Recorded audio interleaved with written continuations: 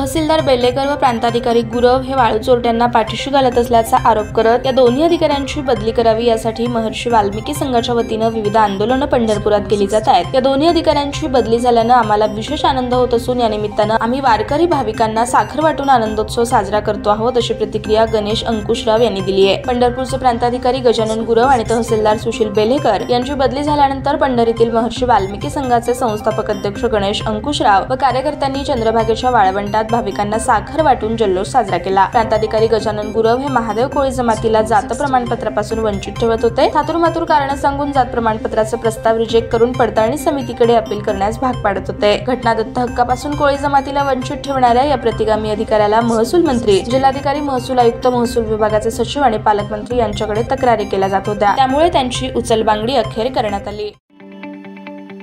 ताज्या बातम्या पाहण्यासाठी प्राईम महाराष्ट्र न्यूज चॅनलला सबस्क्राईब करा।